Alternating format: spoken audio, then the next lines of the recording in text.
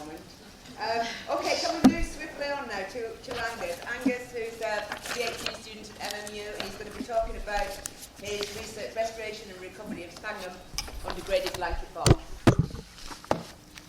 And I'm sure you too will be 17.9 minutes. Oh, I don't know about that. Okay, so I'm going to share with you some of the results that we've had to date with our work that we've been doing at MMU over the past couple of years. And I'm probably the only person who will bother to Photoshop a piece of sphagnum as well. So what we did is we came up with a list of questions which we thought would be the sort of the key things that we'd like to address, which would be helpful for you guys, and that we could actually, stand some chance of answering with our experimental work. So what we're going to do is we're going to work our way through them and give you the results that we have so far. Starting with, what source of sphagnum shall we use to try and reintroduce it? So effectively, there are three sources of sphagnum that we can use. We can use the sphagnum beads, which Matt's introduced. You can use a sphagnum mulch, like they use in Canada, which is quite successful. And you can also use what comes in naturally with heather brash, as Matt's already talked about. So what we did is we established blocks of 4 treatments on and these were, we had sphagnum beads, which were phalax and palustri, and we put some brash on as well. We used sphagnum mulch, which at the time all we knew is that it had been harvested from a site in Cumbria, and we added brash as well. Then we had a treatment with just brash, and we had one which had no additions. And we applied this onto bare peat surfaces and onto areas which have been restored, so the standard brash, lime, fertiliser and grass seed. And this was set up in May 2010. So this is just setting up the bare site. And yes, it is May, and yes, it is snow. And this is on the same day setting up the restored surface. So in order to assess how well these various treatments did, we looked at every plot we looked at every treatment on all of the plots, and where we found sphagnum, we marked it with a cane. Then we came back and recorded the size of the sphagnum, and using a small scale quadrat, so 25 centimetres by 25, we had a look at the associated vegetation. And we completed that work in August 2013, so a little over 3 years later. So there was a lot of crawling around on the hands and knees and putting in small green canes. So you can see here, we found quite a bit of sphagnum, really. And then we used the small quadrat to look at the associated vegetation around bits of sphagnum that we found. So the first thing we did was to figure out what was actually in the mulch that we were provided with. So we discovered that it was mostly capillifolium and papillosum, and we did this by growing some in the glasshouse. Similarly, we had a look at what was in the brash, and it contained some papillosum, as you can see.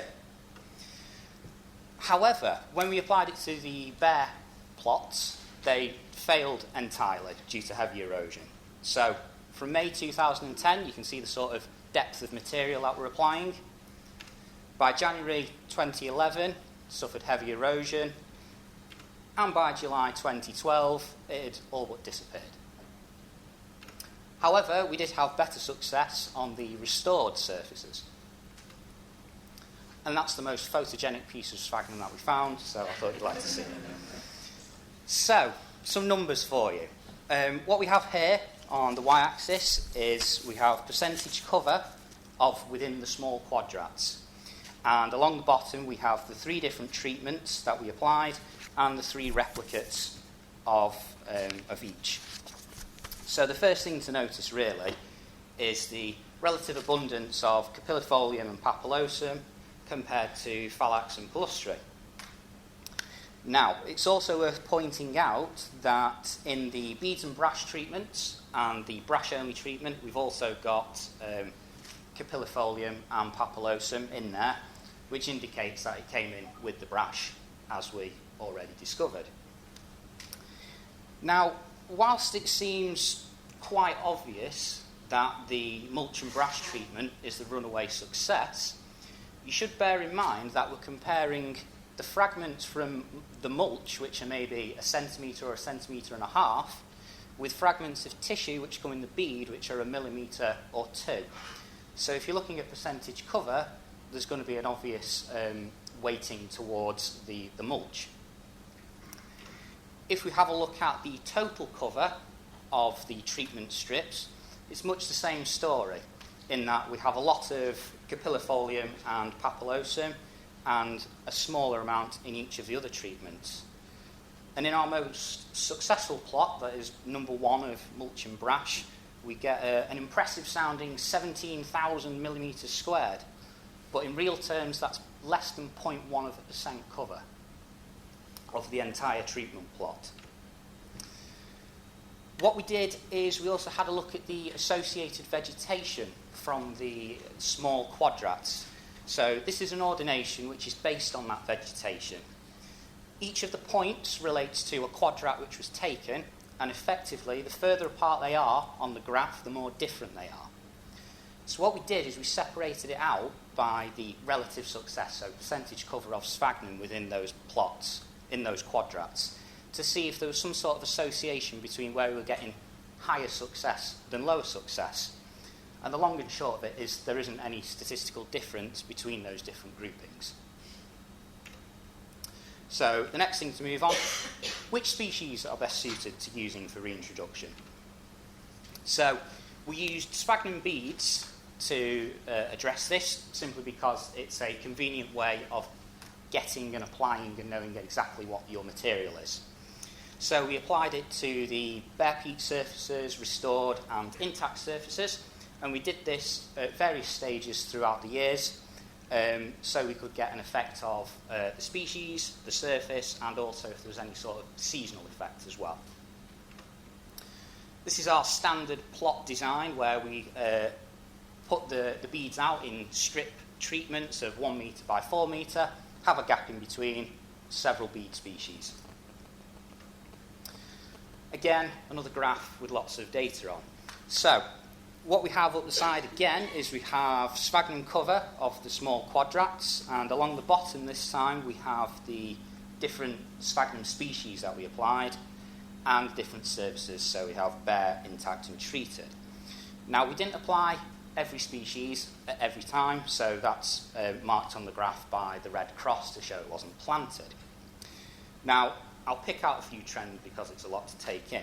Effectively, the older the plot, if you ignore this August 2010, the big spike, the older the plot, the more you find, which is strong indication that the longer you leave it, the more you will find. So time is one of the biggest factors. In November 2009, so top left, you'll see that we've had a reasonable amount of success with cuspidatum and phalax in the intact areas. So they're both either lawn or aquatic species, which do very well when conditions are good. So in an intact setting, the hydrology is going to be good, so they will do well there effectively.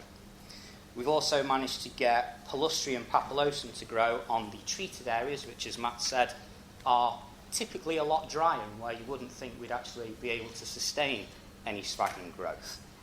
But the overall trend is, as the plot gets older, you get more results, you find more things. Now, August 2010 is the big sort of miscellaneous result, really. Effectively, we put these out in an area which, well, for a start, August isn't necessarily your ideal time for sowing sphagnum, really. But we put them out, and we were quite surprised at how well they did. And it's effectively transformed an area which was something approaching a peat pan into a sort of grassy sphagnum sward mix. And we think this is because it seems to be in some sort of channel. So this was completely by accident. We didn't pick it because we thought it was a channel. But it sort of illustrates that if you put it out and you happen to stumble across somewhere which is beneficial, you'll get great, fantastic growth. Again, we had a look at the small-scale vegetation. Similar story. There's no difference between where it did better than where it did worse. So, what areas can we introduce sphagnum into? What we did is we had a look at some areas where we had natural sphagnum had managed to expand or had managed to hold on through the industrial pollution. They're marked on in blue. So we had a look at the vegetation there, and then we had a look at areas which were immediately adjacent, so sort of 2-3 metres away, to have a look at that vegetation. And then we compared it to where we've managed to be able to get sphagnum to grow as part of these reintroduction trials. And actually what we found is that we've effectively been able to increase the range of where we can get sphagnum to grow. And this time there is a statistical difference between where it was growing, where's adjacent to it, so blue and then green, and where we've managed to get the sphagnum that we've reintroduced to grow, so the turquoise. So in effect we've managed to get it to grow where it wasn't before. Penny mentioned Molinia areas as well. Now, they aren't quite as obvious as being degraded as a nice black hillside that's eroding, but we had a look at trying to reintroduce sphagnum to these areas as well. So we had a look at the effect of flailing, and we also used the same sweet species to test which would be most suitable. We found that flailing was pretty much essential. Without it, you end up with about a foot's worth of litter material before you actually get down to the peat surface. So anything you apply will simply sit on the surface, dry out and die.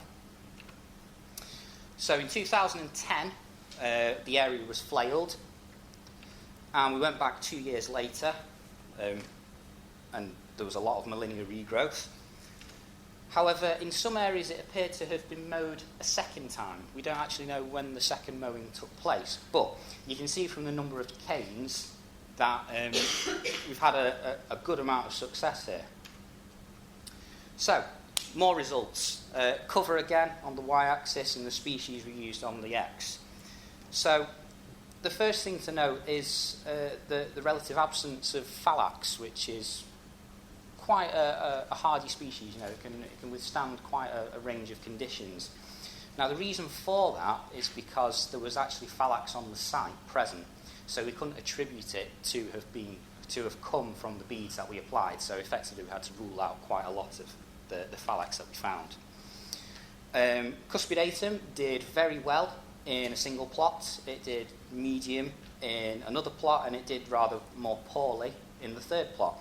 Now, again, this reflects the fact that under good conditions, species such as Cuspidatum will grow very quickly and do very well, but as your conditions become less equable, it will grow less well. Papillosum seems to have done consistently, reasonably, across all of the plots, which reflects the fact that it can put up with occasional drought. It's better able to regulate its water supply. Then we move on to when should it be applied. So this is in terms of when during the year. So if we have a look at some climatic data, I know there's a lot of stuff on the graph there. If you have a look at the temperature, you've got the quite regular up and down with the seasons. However, when we look at the rainfall, it's rather more erratic. And when we look at where we've had our most successful plots, for example, in August 2010, there's not really any discernible trend that you can pick out as to where it seems to have done well or not. However, where we've seen our applications have done well, it's probably been because we've come across areas with good hydrology, and so they've remained in contact with water for a greater proportion of time. So, what are the possible limitations on this success? Well, the first thing to note is that there's a significant amount of lag between when you apply the material and when it will become well established. For example, a plot was set up as part of Steph's work in June 2008. You might be able to make out the beads in small indentations on the peat surface there, and 4 years later there's a significant amount of cover. So when you pick the right place, it will grow, and it will grow well. There's still the legacy of air pollution, which is in the peat substrate, effectively. The sphagnum mulch material that we grew indoors, when we grew it on some commercial horticultural peat, we got papillosum and we got capillifolium. When we grew it on peat from home moss, we got only a sickly growth of papillosum, and there seemed to be a selection pressure to other acrocarpus mosses as well. Similar story with the beads. When they're grown on commercial peat, great, grow fantastic. When you grow them on home moss peat, the performance is much retarded. So effectively, what we need is sustained hydrological conditions so we can allow these pieces that we managed to establish to continue to grow. Now, at the minute, as Matt said, we're under the impression that these small pieces are managing to sustain themselves either through what rain they receive or what cloud cover they receive. Now, it may be that they reach a critical size where they can't actually continue to grow any because the amount of water that they're receiving is insufficient. Equally, there might be the other side of the coin where the bigger it gets, the more able it is to regulate its own water supply. We don't know. We need to keep monitoring these bits that we've managed to grow. However, the thing which does seem to relate to all the bits which have managed to grow is that they've made contact with the peat surface. So whether you're applying it to an intact surface, there's a good chance these beads will probably perish because they haven't actually managed to work their way down. Rain and can help to wash the beads down to bed in, but contact with the peat surface does seem to be quite a critical thing. So even the hypnum brach mat which forms, effectively we want more of these, for sphagnum to grow, we want more of these little gaps for it to be able to get into the peat surface.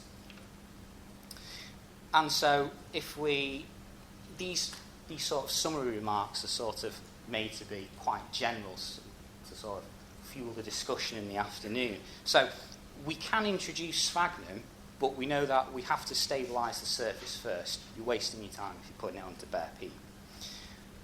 Effectively, the propagules that you add need to be in contact with that peat in order for them to remain moist for a greater proportion of the time. And in doing so, if you choose the areas with favourable hydrology, you've got a much greater chance of success and sustaining that growth over the next 5, 10, 20, 100 years. Thank you to MMU, Moors of the Future and the Co-op for funding my research, to Simon, to Neil and all the volunteers who got wet, cold and miserable setting things up, and National Trust, UU and Yorkshire Water for access to their various bits of land.